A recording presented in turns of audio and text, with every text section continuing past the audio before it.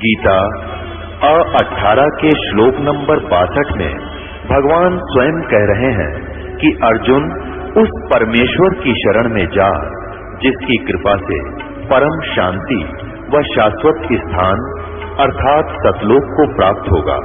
वो परमेश्वर कौन है, कहाँ है, कैसा है, जानने के लिए कृपया अवश्य सुनिए जगत गुरु तत्वदर्शी संत रामपाल जी महाराज के अमृत वचन।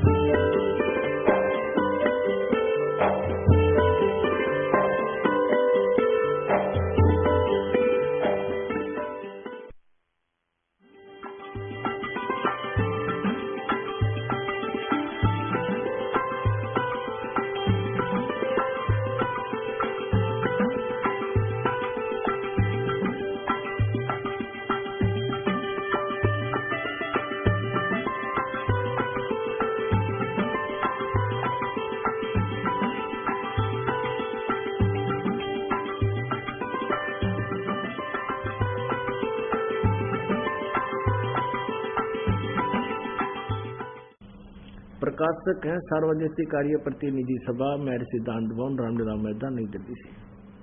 ऋग्वेद मंडल नंबर 9 सूक्त 96 96 का और ये 16वां मंत्र है। इसमें क्या कहा है कि हे परमात्मन सर्वोपरि रहस्य चारों माने श्रेष्ठ नाम जो तुम्हारी संज्ञा। यह अनुवादकर्ता ने गड़बड़ी करने की चेष्टा की है। गुह्यम चारु नाम, गुह्यम माने गुप्त, चारु माने आपका श्रेष्ठ यथार्थ जो नाम माने नाम है उसका ज्ञान कराइए हे परमात्मा। इन्होंने अनुवाद गलत कर दिया, चारु माने श्रेष्ठ भी ठीक लिख दिया, गुह्यम माने सर्वोपरि रहस्य यानी गुप्त। आपका जो सबसे श्रेष्ठ और गुप्त नाम है, नाम माने नाम है, आप उसका ज्ञान कराएं। ठीक है। अब यहां 17 में बताया हो के नाम है उसका शिशुम जगानम, ऋग्वेद मंडल नंबर 9 सूक्त नंबर 1 के मंत्र नंबर 9 में लिखा है कि जब वो परमात्मा शिशु रूप धारण करके आता है तो कुंवारी गाय से उनकी परवरिश की लीला होती है और वो फिर बड़ा होकर शिशुम जगानम हरियंतम मर्दंती सुभंती विहन मरुतो गणेन कबीर गिरभी कावेन्या कबीर संत सोम। ये कबीर है ना, ये कबीर देव होना चाहिए यहाँ पर। ये कबीर जो लिखा है ये कवि लिखा है, ये कबीर कहा जाता है। ये कबीर ये ऊपर लगा है कबीर गिरभी, तो इसका ये तो ठीक लिखा लेकिन इसका अर्थ यहाँ पर इन्होंने गलत किया है। वो कबीर देव लिखा जाएगा, आपको दिखाते हैं। तो शिशुम जगानम, शिशु रूप धारण करके परमात्मा जो प्रकट होता है वो ज्ञान को, पवित्र ज्ञान को ऊंची आवाज में बोल के और बहुत बड़े समूह को संबोधित करता है, उनका मुखिया बन जाता है संतों भक्तों का। और वो अपने कावेना माने कविताओं से बोलता है। वो कबीर गिरभी कबीर वाणी द्वारा अपनी महिमा सुनाता है। वो कबीर संत सोम, वो संत रूप में ऋषि रूप में प्रकट होता है परमात्मा। रेपन माने ऊंचे स्वर में बोलता है। अब इनके ही पढ़िए। अब शिशुम उस परमात्मा को ये कहना लिखना चाहिए था जो शिशु रूप धारण करके प्रकट होता है उस परमात्मा को, जो सदा प्रकट है, जो स्वयं प्रकट होता है, किसी मां से जन्म नहीं लेता, जो अत्यंत कमनीय है, उसको उपासक लोग बुद्धि विषय करते हैं, उसकी स्तुति द्वारा उसके गुणों का वर्णन करते हैं। विद्वान लोग, मरुतवन विद्वान लोग यानी संत भक्त, उस गतिशील परमात्मा का, गतिशील माने जो चल कर आता है, गुणों के गणों द्वारा गायन करते हैं। अब देखो इन्होंने क्या कर दिया, कबीर गिरभी के 2 हिस्से कर दिए। ये कबीर गिरभी है, ये लिखते हैं कवि लोग गिरभी माने वाणी द्वारा, हम इसको लिख दें कबीर वाणी द्वारा। कबीर को कबीर लिख दें, कबीर वाणी द्वारा। कविताओं से, काव्य न माने कविताओं से, और सोम माने वो अमर पुरुष, ये गलत लिख रहे हैं, सोम स्वरूप। आपको पहले दिखा था सोम माने परमात्मा, वह परमात्मा कारण अवस्था में अतीत सूक्ष्म प्रकृति को रेभन सन गर्जता हुआ अतिक्रमण करता है। पवित्र अति अतेति रेभन, इसमें 2 बार लिखा कबीर। इन्होंने एक कबीर का अर्थ लिख रखा है, आप देख सकते हो, देखो पूरा एक बार देखो। इसमें कहीं पर भी एक कवि है, एक कबीर का अर्थ लिखा, यहां पर 2 हैं, एक ये और एक ये, इसका एक ही अर्थ करके छोड़ दिया है, ब्रैकेट में है सब सारे, इसमें कहीं भी दूसरा कबीर का अर्थ नहीं है। इसका अर्थ क्या बनता है, यहां कबीर का अर्थ कबीर देव लिखना था, ये तो है, ये कबीर का अर्थ कबीर देव लिखना पड़ेगा, यहां तो एक और कबीर लिखना था, ये छोड़ गए इसमें अनुवाद करते समय। इसका क्या अर्थ है,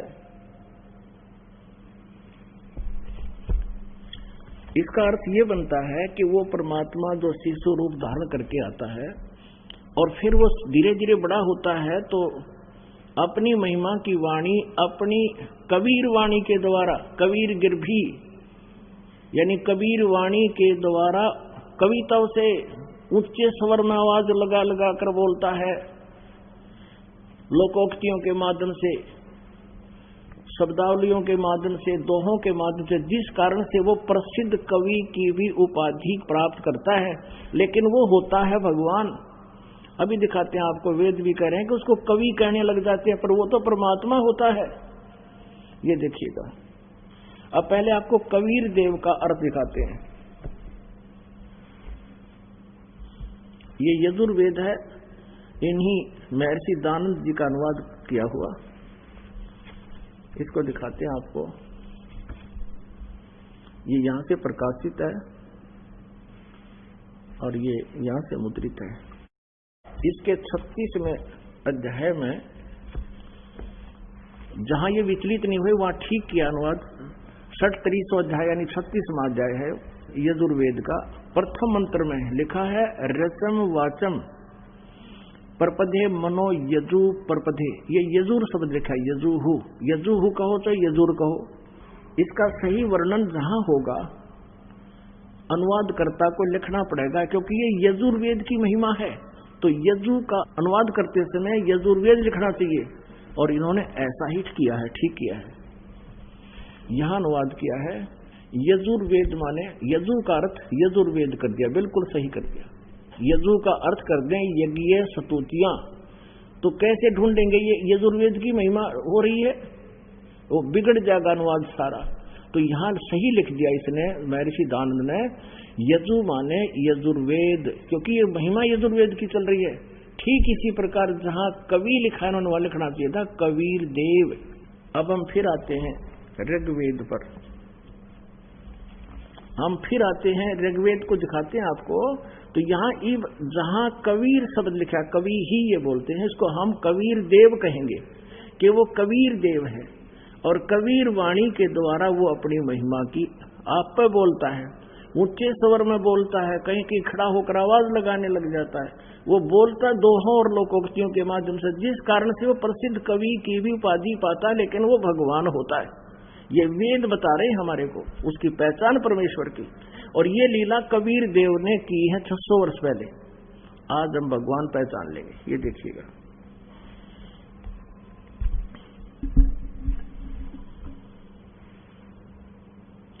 ये ऋग्वेद है, ये वहीं से प्रकाशित है, सर्वदेशीय कार्य प्रतिनिधि सभा से, महर्षि दंडोन रामला मैदान नई दिल्ली से। ये अब इसके हम फिर वही पढ़ते हैं 9वें मंडल का 96वें श्लोक का, ऋग्वेद मंडल नंबर 9 सूक्त 96 का मंत्र 16 में तो ये प्रश्न किया गया है, भगवान आप अपने उस गुप्त श्रेष्ठ नाम का ज्ञान कराए, उसका ज्ञान कराए।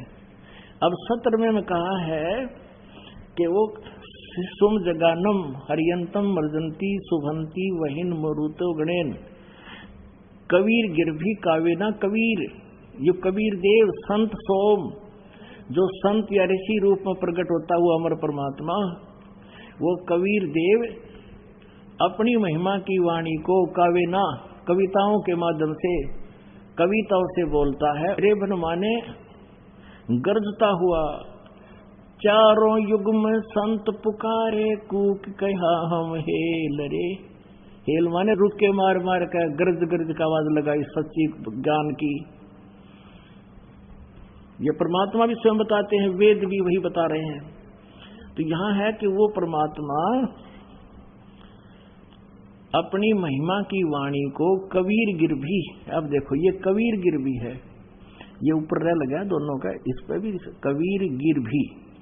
गिरभी माने के द्वारा, ये देखो वाणी के द्वारा, गिरभी माने वाणी द्वारा, और कबीर कबीर लिख दो, कबीर वाणी द्वारा। काव्य न माने कविताओं से, यानी लोकोक्तियों के माध्यम से, दोहों के माध्यम से, शब्दावलियों के माध्यम से, चौपाइयों के माध्यम से स्तुति बोलता है। वह अमर परमात्मा गरजता हुआ बोलता है, वो अमर परमात्मा होता है, वो संत रूप में प्रकट होता है। और यहां लिखा है 18वें में कि ऋषि मना ये ऋषि कृत सवरसा सहस्र अंथ, सहस्र अणिथ है पदवी कवि नाम। कवि नाम माने कवियों की पदवी को वो परमात्मा जो ऋषि मना और ऋषि कृत, जो संत या ऋषि रूप में परमात्मा प्रकट होते हैं, सहस्रीर आते हैं, तो उनके द्वारा रची हुई हजारों असंख्यों वाणी, और ऋषि मना अच्छी आत्माओं को बहुत अच्छी लगती हैं, वो सवरसा बहुत प्यारी लगती है उनकी महिमा की वाणी। और वो फिर कवि नाम पदवी, वो कवियों में से एक प्रसिद्ध कवि की भी पदवी प्राप्त करता है। और वो तृतीयम धामम महिष शिष्य संत सोम है विराजमान, विराजमानु राजती सतुप, सतुप माने गुम्बज में, वो परमात्मा तीसरे धाम में वो परमात्मा विराजमान है। और देखिएगा अभी इनका अनुवाद देखना, ऋग्वेद मंडल नंबर 9, मंडल नंबर 9 सूक्त 96 ही चल रहा है ये, और ये मंत्र 18वें का अनुवाद यहाँ है। सोम स्वरूप परमात्मा यानी अमर परमात्मा पालन की इच्छा करता हुआ तीनों लोकों में प्रवेश करके सबका धारण पोषण करता है। गीता जी अध्याय नंबर 15 के श्लोक नंबर 17 में इसी परमात्मा की कबीर जी की महिमा है। अमर परमात्मा, सोम परमात्मा माने अमर परमात्मा, पालन की इच्छा करता हुआ जो महान परमात्मा, वो बड़ा भगवान, महिष माने महान बड़ा परमात्मा, तृतीय धाम, तृतीयम यानी देवयान और प्रत्यान, ये तीनों ने अपना है, दोनों से पृथक। तो तीसरा जो मुक्ति धाम है उसमें विराजमान है, उसमें रहता है। यह इन्होंने गलत कर दिया अनुवाद, इनके याद आ गया कि दानंद तो नट्य था, वो एक स्थान पर नहीं रहता, और वेद कहते रहता है, इन्होंने अज्ञान कर दिया यहाँ पर। यहाँ इन्होंने वह परमात्मा अमर परमात्मा लिखना था, पालन की इच्छा करता हुआ, वह जो महान परमात्मा, वह बड़ा भगवान, मई से माने बड़ा, सबसे बड़ा, तृतीयम धाम, तीसरा जो मुक्ति धाम है, बस इतना पढ़ो, उसमें विराजमान है। जो ज्ञान योगी है उसको बता, भगवान की महिमा में ज्ञान योगी कितना है गया यहाँ पर। अब ऋषि कृत का अर्थ क्या होता है? उस ऋषि रूप में परमात्मा के द्वारा कवि नाम पदवी, ये मूल संस्कृत मूल पाठ में है, जो कांतदर्शियों की पदवी अर्थात मुख्य स्थान है। कवि नाम पदवी, वो प्रसिद्ध कवियों की पदवी भी प्राप्त करता है, क्योंकि वो कवि कहलाता है, लेकिन वो परमात्मा होता है। अब यहां इन्होंने ये गलती जो की है कि वो तीसरे मुक्ति धाम में है, ये तीन का सोच है, वो तीसरा जो मुक्ति धाम उसमें विराजमान। अब आगे यहां दिखाते हैं आपको, 9वें अध्याय का 86वें श्लोक मंडल में 27वें मंत्र में कति कंसेप्ट क्लियर है। ये देखो, यह इनका याद ना रही, भूल गए। ये देखिएगा, ऋग्वेद मंडल नंबर 9 सूक्त 86, और इसमें यहां क्या लिखा है कि यज्ञ करने वाले यजमानों के लिए परमात्मा, यज्ञ माने धार्मिक अनुष्ठान, यजमान माने भक्तों के लिए परमात्मा सब रास्तों को सुगम करता है। ये 26वां मंत्र है। करता हुआ उनके विघ्नों को मर्दन करता है, उनको पवित्र करता हुआ और अपने रूप को सरल करता हुआ, क्योंकि वहां बहुत तेजों में रूप है परमात्मा का, उसे हल्का तेज पुंज का रूप बना कराता है। वह कांति में परमात्मा, यहां लिखना था वो कबीर देव, ये सर्वज्ञ लिख दिया कबीर का, नहीं, वह कबीर देव विद्युत के समान यानी बिजली जैसी गति से, जैसे आकाशीय बिजली आती है, क्रीड़ा करता हुआ वर्णीय पुरुष को यानी श्रेष्ठ पुरुष को प्राप्त होता, अच्छी आत्मा को मिलता है। और 27 में क्या लिखा है, जो परमात्मा दिव्य तृतीय पृष्ठे धूलोक के तीसरे पृष्ठ पर विराजमान है, एक स्थान पर रहता है तीसरे लोक में। यहां भूल गए विराजम का ज्ञान योगी लिखना भूल गए, और यहां गड़बड़ कर दी ने, सारा नाश कर दिया। अब हम 96 पढ़ रहे हैं, 96 ऋग्वेद मंडल नंबर 9 सूक्त 96 पर फिर आ जाते हैं। सूक्त 96 और मंत्र हम 16 पढ़ चुके हैं। हम 17वां पढ़ चुके हैं कि वो परमात्मा कबीर देव, वो अमर परमात्मा है, संत रूप में प्रकट होता है। कबीर गिरभी माने कबीर वाणी के द्वारा, कावेना कवितव से, इन्होंने लिखा कावेना माने कवितव से, यानी लोकोक्तियों के माध्यम से ज्ञान सुनाता है और गरजता हुआ बोलता है। अब यहां देखो 18वें में स्पष्ट कर दिया है कि वह है परमात्मा तीसरे मुक्ति धाम में। 9 के 96 का हम 18वां पढ़ रहे हैं। 100 मन अमर परमात्मा पालन की इच्छा करता हुआ जो महान परमात्मा है, वो तृतीयम धाम, ये नहीं मुक्ति धाम है, जो तीसरा मुक्ति धाम है उसमें विराजमान है। और यहां देखो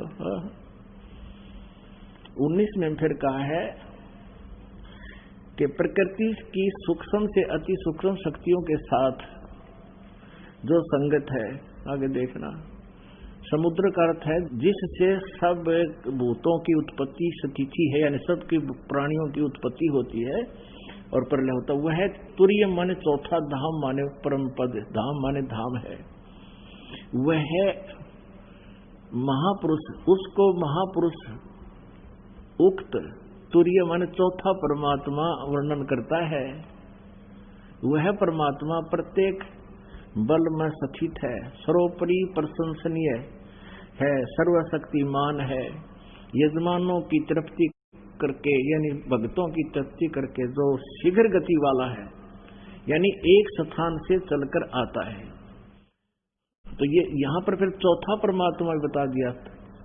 तुरीय माने चौथा परमात्मा, तुरीय माने चौथा परमात्मा, यानी विभाग के सारी सृष्टि रचना धीरे धीरे समझ में आने के बाद फिर ये सब क्लियर हो जाएगा कि चौथा परमात्मा कौन है। परमात्मा ही अन्य रूप बना करके कई उनमें रहता है। अब ये स्पष्ट हो गया कि वो कबीर देव, कबीर परमात्मा सतलोक से चलकर आता है, गति करके आता है और अपनी महिमा की वाणी को वो आप ही बोल बोल कर सुनाता है। अब देखना ऋग्वेद मंडल नंबर 9 सूक्त नंबर 82 का, ऋग्वेद मंडल नंबर 9 और सूक्त नंबर 82 का और मंत्र नंबर 1 है यहाँ पर। जो सर्व उत्पादक प्रभु यानी सबकी उत्पत्ति करने वाला परमेश्वर, प्रकाश रूप सद्गुणों की वृष्टि करने वाला, पापों के हरण करने वाला, पाप नाशक, वह राजा के समान देखने योग्य है। ये देखो 269 पर 69 पर यहाँ और 270 पर कदे को न सोचो कि तो और पढ़ कर सुना दिया हुआ। ये 270 पर राजा के समान दसम दर्शन माने दर्शनीय है, देखण जोगा है, साकार है वो परमात्मा। और वह पृथ्वी आदि लोक लोकांतरों के चारों ओर शब्दमान हो रहा है। वह वर्णीय पुरुष को यानी अच्छी आत्मा को, जो दृढ़ भक्त है, उसको पवित्र करता हुआ प्राप्त होता है, उस अच्छी आत्मा को मिलता है। जिस प्रकार विद्युत सधे वाले स्थानों को आधार बनाकर प्राप्त होता, जैसे आकाशीय बिजली आकाशीय धातु पर ही गिरती है, इस प्रकार वो परमात्मा विशेष अपने प्रिय आत्मा पर ही अट्रैक्ट होता है, ये समझो। अब यहां देखिएगा, ऋग्वेद मंडल नंबर 9 सूक्त 82 का हमने एक मंत्र पढ़ा। अब दूसरा देखिएगा, वो किस लिए आता है, वो किस लिए मिलता है उस अच्छी आत्मा को। हे परमात्मन, उपदेश करने की इच्छा से आप यानी ज्ञान देने के लिए महापुरुषों को प्राप्त होते हो, और आप अत्यंत गतिशील पदार्थ के समान यानी बहुत तेज गति से आते हो, पहुंचूंगा क्षणेक में, हमारे आध्यात्मिक यज्ञ को प्राप्त होते हैं। आप कबीर देव हैं। यहां लिखना था सर्वज्ञ नहीं, कवि का अर्थ सर्वज्ञ हो ही नहीं सकता, कोई कवि आज तक सर्वज्ञ हुआ है? ये कबीर देव लिखना था। जैसे यजु, जहां पर यजु लिखा है, यजुर्वेद कई महिमा है उसकी, तो वहां लिखना पड़ेगा अनुवाद करता ना, वो यजुर्वेद, तो महिमा यजुर्वेद की थी। यहाँ कबीर देव की महिमा चल रही है, तो ये लिखना आप कबीर देव हैं। हम उसे कबीर साहब कहने लगे। देव माने साहब कहो, चाहे परमात्मा को, भगवान कहो, पुरुष कहो। आप कबीर परमेश्वर हैं, कबीर साहब हैं, सद शुद्ध स्वरूप हैं। हमारे पापों को दूर करके हे अमर परमात्मा, सो माने अमर परमात्मा, आप हमको सुख दें। अपने आत्माओं, अब परमात्मा को पहचानना कितना आसान है, और आंखों देखा उन महापुरुषों ने बताया। जिन मोह को निज नाम दिया, सोए सतगुरु हमारे, दादू दूसरा कोई नहीं, ये कबीर सिरजनहार। अनंत कोट ब्रह्मांड का एक रति नहीं भारे, सतगुरु पुरुष कबीर हैं, ये कुल के सिरजनहार। आदरणीय गरीबदास साहिब जी ने, आदरणीय दादू साहिब जी ने, करतार माने सबकी सृष्टि रचने वाला, सबका सिरजनहार। आदरणीय नानक साहिब जी ने गुरु ग्रंथ साहिब महला पहला प्रश्न नंबर 24 पर, फाई सूरत मलुकी वेश, ए ठगवाड़ा ठगी देश, खरा सियाणा भोता भारिये, धानक रूप रहा करतार। बोलो सतगुरुदेव।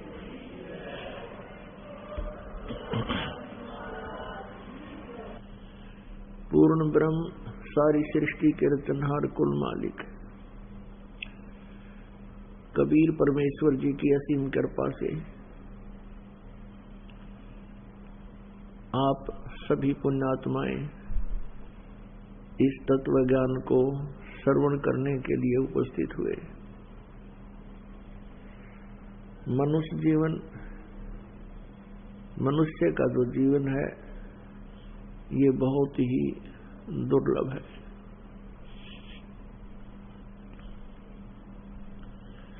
वो पुण्यात्मा है जिनको मानव शरीर प्राप्त होता है।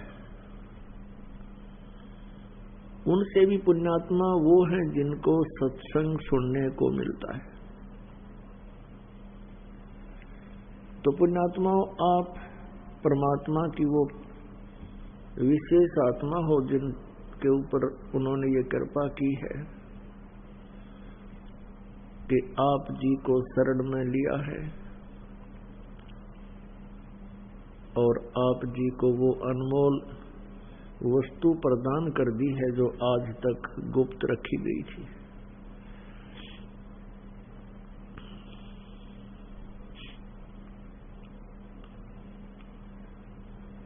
परमेश्वर कबीर देव जी हम सभी आत्माओं के जनक हैं, ये कुल के मालिक हैं। सर्व सृष्टि के ये रचनहार हैं, ये परम अक्षर ब्रह्म है, ये सत्य पुरुष हैं। अन्य रूपों में भी परमात्मा, ऊपर के लोकों में भी यही कबीर देव जी अन्य नामों और अन्य रूपों में विराजमान हैं, साकार हैं, नर आकार हैं। वो परमेश्वर हमें यहाँ याद दिलाते हैं कि तुम सभी आत्माएं यहाँ गलत स्थान पर रह रहे हो। ये लोक सुखदायी नहीं है और आप यहाँ पर सुख की खोज कर रहे हो। जैसे किसी के पास धन नहीं है, वो सोचता है कि मैं धनवान बन जाऊं, मैं सुखी हो जाऊंगा। किसी के संतान नहीं है, वो सोचता है भगवान मुझे संतान दे, मैं सुखी होऊं और बुढ़ापे में मेरी सेवा हो। पुण्यात्माओं, इस काल के लोक में सुख नाम की कोई वस्तु नहीं है। सुख वहां है जहां जन्म और मृत्यु नहीं हो, जहां पर किसी प्रकार का कोई अभाव किसी पदार्थ का ना हो, वहां सुख होता है। इस लोक में यह कोई भी वस्तु ऐसी नहीं है जो स्थायी हो और जिसका अभाव ना हो। प्रत्येक व्यक्ति चाहता है मेरी बड़ी कोठी हो और अच्छी एक कार हो, लेकिन इसका 99% मनुष्यों को अभाव है और ये पूर्ति नहीं हो सकती, तो वो सुखी नहीं हो सकते। क्योंकि जिस स्थान पर किसी भी वस्तु का अभाव ना हो, वहां प्राणी सुखी होता है। जरा और मरण ना हो, वहां प्राणी सुखी हो सकता है। हम यहाँ झूठे सुख को सुख मान बैठे। कबीर परमेश्वर जी हमें याद दिलाते हैं, झूठे सुख को सुख कहे ये मान रहा मन मोदे, ये सकल सभी ना काल का, कुछ मुख में कुछ गोद। इस झूठे सुख को ये प्राणी सुख मान रहा है। संतान होगी, सुख मान लिया। किसी कारण से मृत्यु होगी, टक्कर मारने लगे, रोने लगे, दुख हो गया। अब परमात्मा कहते हैं जैसे आप जी को संतान का अभाव है, संतान मिल गई तो आपकी खुशी का कोई ठिकाना नहीं रहा। लेकिन ये है कितने दिन की, किसी भी क्षण का भरोसा नहीं है, विश्वास नहीं है कि हो जाए। यहाँ पर बहुत से उदाहरण पूर्व के हैं और वर्तमान के भी उदाहरण बहुत हैं, यदि हम ध्यानपूर्वक सोचें और सुने समझें उनको।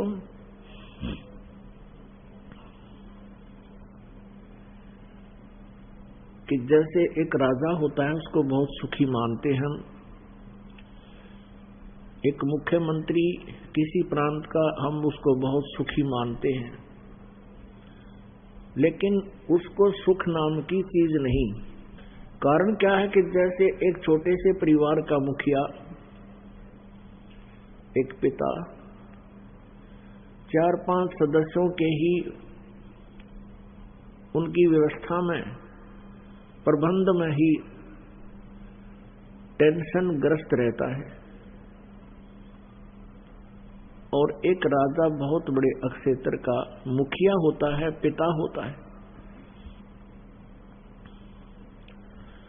वो कैसे सुखी हो सकता है?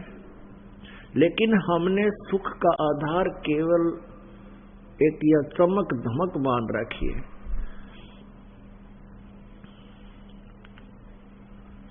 कि मुख्यमंत्री है, बहुत बड़ी गाड़ियां आगे पीछे चलती हैं, हम इससे ही उसको सुखी मान रहे हैं। ये हमारे सुख नापने का पैमाना बिल्कुल गलत है, बालकों वाला है।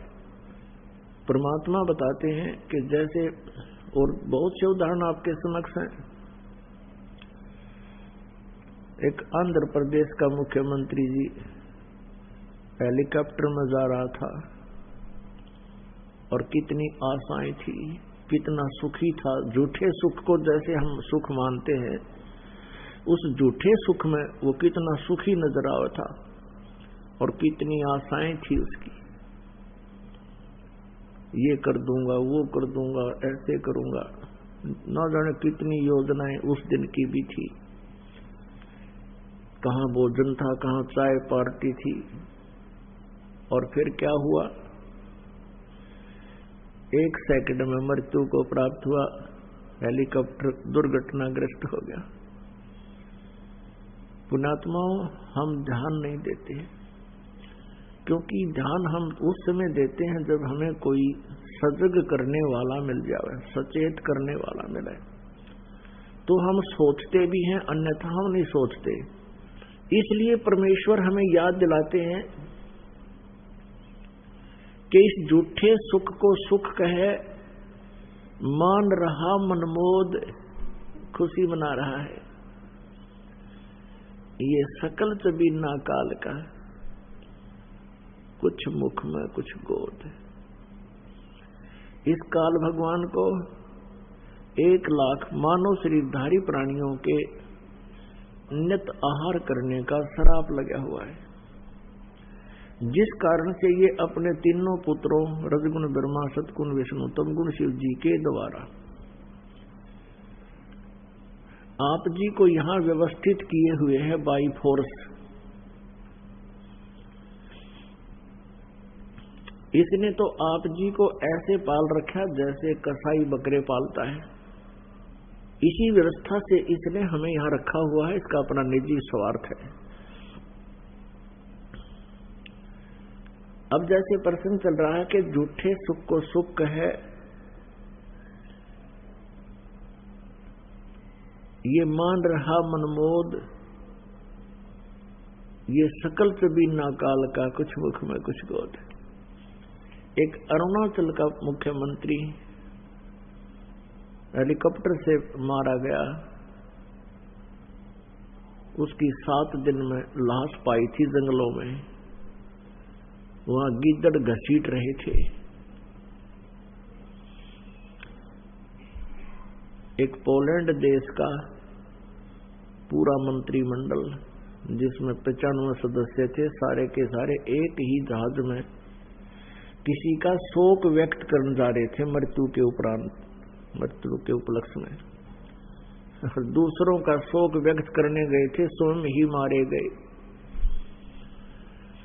तो पुण्यात्माओं, ये नहीं कि उनके साथ कोई अनहोनी होगी, ये तो हमारा भी नंबर ऐसे ही आएगा। जब तक हम परमात्मा की शरण में नहीं हैं, तो कभी भी ये काल कुछ भी अटैक कर सकता आप पर। जब हम परमेश्वर कबीर जी की शरण में मर्यादावत रहेंगे, तो ये काल का अटैक नहीं हो सकता। इसलिए तो भगवान की हम खोज करते थे कि ऐसी दुर्घटनाएं, ऐसी हमारे साथ ना घटे जो हमें इच्छित नहीं है। और तत्व ज्ञान से हमारी इच्छाएं भी सीमित हो जाती हैं। तो परमात्मा हमें याद दिलाते हैं कि तुम इस लोक में किस आस पर जीवित हो। यदि तुमने मान रखा है कि मेरे पास बहुत संपत्ति है, करोड़ों रुपया बैंक में है, 2-3 कोठियां हैं, फैक्ट्री है, तो इसी के आधार से अगर आप जीवित हैं, जी रहे हो, जीवन जी रहे हो, तो आपकी बालक जैसी सोच है। क्योंकि परमात्मा बताते हैं, पृथ्वीपति चकवे गए जिनके चक्र चलनते, रावण सरीखे कौन गिने, भाई ऐसे गए अनंत। और फिर कबीर परमेश्वर कहते हैं, कबीर कहाँ गर्भियो काल गह करके से, और ना जाने कि तुम्हारेगा तो है क्या घर के परदेश। कहते हैं यम राजा का राज कठिन है, ना छोड़े राजा राणे नू, ये ना बख्शा किसी ने, चाहे राजा हो चाहे रंक हो। और परमात्मा कबीर जी की शरण में आए हुए हंस को ये मार नहीं सकता, कुछ भी हानि नहीं पहुंचा सकता। पुण्यात्माओं, आप बिल्कुल बालक हो भक्ति मार्ग में, आप जी को परमात्मा की महिमा का, परमात्मा की परिभाषा का बिल्कुल ज्ञान नहीं। आप जी लोकवेद के आधार से ही कोई भैरव को भगवान मान रहा है, कोई हनुमान जी को, कोई विष्णु जी को, कोई शंकर जी को, कोई दुर्गा को, कोई देवी को। फिर उन भगवानों का ठिकाना और उनसे कुछ लाभ लेने के स्थान कहाँ मान रखे हैं? किसी ने मंदिर में, किसी को मस्जिद में, किसी ने चर्च और गुरुद्वारों में। पुण्यात्माओं, कोई भी मंदिर, मस्जिद, चर्च, गुरुद्वारे हैं या कोई अन्य कोई यादगारें हैं, जैसे अमरनाथ, केदारनाथ और जैसे वैष्णो देवी, ये केवल यादगारें हैं। वहां पर वो शक्ति नहीं है जिसकी वो याद दिलाते हैं। हमने चाहिए वो वस्तु, वो शक्ति। जैसे कोई वैद्य था, वैद्य, और वो वैद्य बहुत ही अच्छा था, नब्ज देकर रोग की पहचान जान लेता था, बड़ी अच्छी जड़ी बूटी देकर स्वस्थ कर देता था, वेल नोन हो रहा था। फिर उसकी मृत्यु होगी, और यदि मृत्यु के उपरांत उसकी स्टैच्यू बनाकर, मूर्ति बनाकर मंदिर बना दिया उसके ऊपर,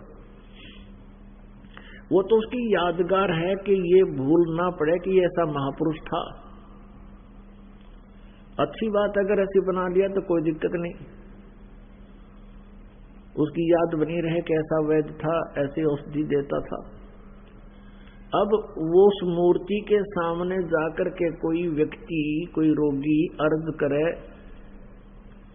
कि हे वैद्य जी, मुझे स्वस्थ कर दो, मुझे स्वस्थ कर दो, ले तेरे 5 रुपये चढ़ा दूं,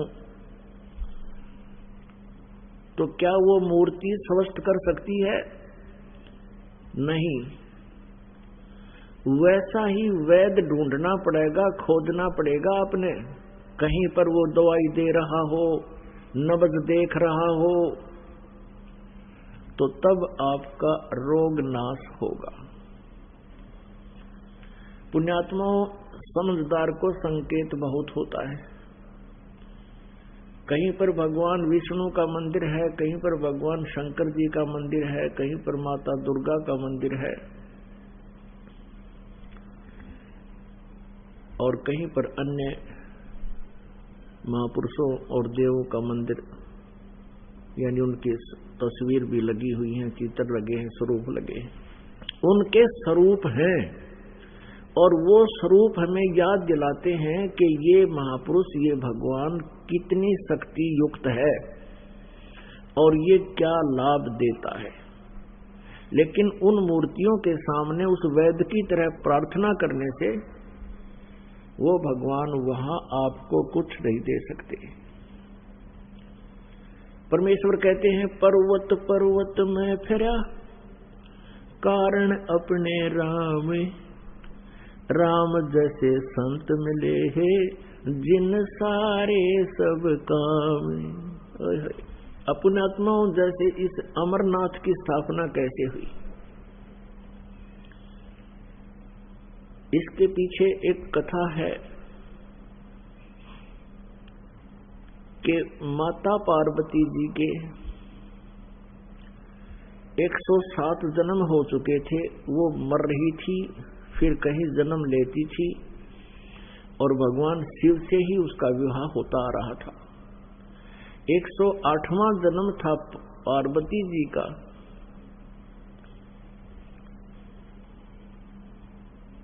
उसमें एक दिन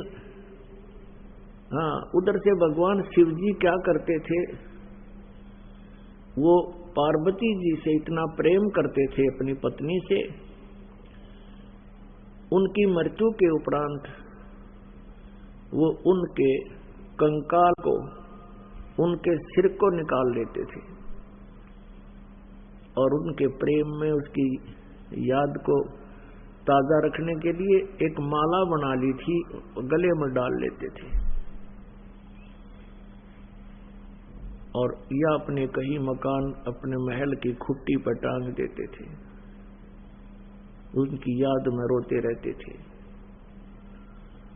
एक दिन नारद जी आए, पार्वती जी से कहा कि हे माता, आप जन्म और मृत्यु के कष्ट से कितने दुखी होते हो। भगवान शंकर जी के पास, शिव जी के पास एक अमर मंत्र है, यदि वो आपको वो मंत्र दे दे जाप करने का, एक नाम है, आपका जन्म और मृत्यु समाप्त हो सकता है। पार्वती जी ने कहा कि हे ऋषि जी, आपकी बातों पर मुझे विश्वास नहीं हो पा रहा, क्योंकि भगवान शिव जी मुझे बहुत प्यार करते हैं, मेरे पति हैं और इनके स्वभाव और इनके उदार स्वभाव से मैं खूब परिचित हूं। ये मेरे लिए अपनी जान भी दे सकते हैं और वस्तु का तक कहना ही क्या। फिर आप ये कहो कि इनके पास कोई ऐसी वस्तु है और वो मुझे नहीं देते, नहीं दी आज तक, मेरे से छुपा ली, मेरा बात जची नहीं और मेरी जन्म मृत्यु का भी मुझे ज्ञान नहीं। तब भगवान नारद जी ने कहा कि माता, ये जितने भी गले में भगवान ने ये शीश, ये रूंड टांग रखे हैं तेरे खोपड़े, ये तेरे ही हैं। 107 तो ये टंगरे खुट्टी पे है और 108वां आप वर्तमान में है। और भगवान शिव जी के पास एक बहुत ही अच्छा मंत्र है, वो आपको देंगे तो आपका कल्याण हो जाएगा। पार्वती जी ने फिर वही शब्द दोहराए कि नारद जी, मुझे विश्वास नहीं हो रहा कि उन्होंने मुझे ये नाम क्यों नहीं दिया जिससे मेरा मोक्ष हो सकता है। ऐसा भगवान नहीं कर सकते, मुझसे कुछ नहीं छुपा सकते। तब नारद जी ने कहा कि अभी तक आप उनको केवल पति मान रहे हो, आपने उनको भगवान नहीं माना, आपने उनको गुरु नहीं माना। जब तक आप अधीन नहीं होगे तब तक वो आपको ये वस्तु नहीं देंगे। अभी तक तो आप उनको एक पति मानते हो और कभी कभी डांट भी लगा देते हो, और इस अनमोल वस्तु को लेने के लिए आपने बहुत विनम्र स्वभाव अपनाना होगा। अति अधीन दीन हो प्राणी, ताको कहना वो अकथ कहानी। ये नियम है भक्ति का। अब नारद जी के उस प्रेरणा से उसको बहुत ज्यादा प्रेरणा मिली, बहुत प्रेरित होगी और सोचने लगी कि ऐसा अनमोल मंत्र उनके पास है। नारद जी झूठ नहीं बोलते, इनका कोई स्वार्थ नहीं झूठ बोलने का, परमार्थी व्यक्ति हैं, ये झूठ नहीं बोलते। अवश्य मेरे अंदर ही कोई त्रुटि रही होगी। पुण्यात्मा, जब तक हम अपनी त्रुटि नहीं खोजते तब तक हम निर्मल नहीं हो सकते हैं। हम दूसरों के दोषों को तो दूर से देख लेते हैं, दोष नहीं है तो भी हम अपने दोषों के कारण ही उसमें भी वो दोष देख सकते हैं, देख लेते हैं। जब तक हम अपनी त्रुटियों को नहीं देखेंगे तब तक हम भक्त नहीं बन पाएंगे। पार्वती जी ने सोचा कि अवश्य में मेरे अंदर ही कोई त्रुटि रही है जिस कारण से प्रभु ने अभी तक मुझसे ये अनमोल मंत्र छुपा रखा है। अब शाम के समय जब भगवान शिव जी अपने घर लौटे तो पहले तो आते ही जैसे पत्नी जैसा ही व्यवहार किया करती थी, आज बहुत देर से आए जी, कहाँ थे अभी तक, इस तरह की 100 बातें होती हैं। ये अंडरस्टूड आप जी को पति और पत्नी का कैसा व्यवहार रहता है। उस दिन एक विशेष परिवर्तन देखा शिव जी ने कि पार्वती जी उनके चरणों में गिर गई और फूट फूट कर रोने लगी। भगवान शिव ने कहा कि पार्वती तेरे को किसने क्या कह दिया, मुझे बता, उसका अभी ठीक करता हूं उसको। पार्वती जी ने कहा कि आपके रहते मुझे कौन कह सकता है प्रभु, लेकिन मुझ अबला से कोई भूल बनी है। हे परमात्मा, आपने मुझसे एक अनमोल वस्तु छुपा रखी है। आप मुझसे इतना प्यार करते हैं, क्या मैं जब मरती थी आप दुखी नहीं हुए होगे? अब नारद जी उसने शिव शंकर भगवान ने सोचा आज यह कौन सा स्टेशन पकड़ ली है, ये तो कदे ढंग से बात नहीं करया करती, आज ये बोल क्या रही है। तब कहा पार्वती जी ने संक्षिप्त में सारी कथा सुना दी है। भगवान आपके पास अनमोल मंत्र है, मैं 107 बार मर चुकी हूँ, ये शीश मेरे ही हैं, आपने कभी नहीं बताया। मेरे में कोई त्रुटि रही होगी, मुझे बालक समझकर माफ कर दो, मुझे वो मंत्र दे दो। हाँ, भगवान शंकर बोले पार्वती ये तेरे सतर की बात नहीं, नो बता तेरे को कौन मिला ऐसा भगवान आत्मा, तेरी बुद्धि बदल दी उसने। ऐसा कौन विधाता मिल गया जो तेरी बुद्धि बदल दी? किसने बताया तेरे तो ये बात? तो पार्वती कहने लगी नारद जी आए थे और उन्होंने मुझे ये सारी कहानी बताई। अब शिव जी कहने लगे पार्वती अब बैठ जा, तेरे को सारी मेरी मजबूरियां बताता हूं, और आप कहते हो कि आपकी मृत्यु से मैं क्या दुखी नहीं हुआ हूंगा। एक बार राजा दक्ष के घर पर पार्वती अपने पिता के घर पर हवन कुंड में जलकर मर गई थी, उसके कंकाल को लिए हुए, उस जले हुए शेष शरीर को लिए हुए हाडों को, कंकाल को भगवान शंकर जी 10,000 वर्ष तक पार्वती पार्वती करता हुआ पागलों की तरह घूमते रहे। फिर भगवान विष्णु ने देखा कि ये तो मोहवश अंधे हो गए हैं, हाडों को लिए फिर रहे हैं।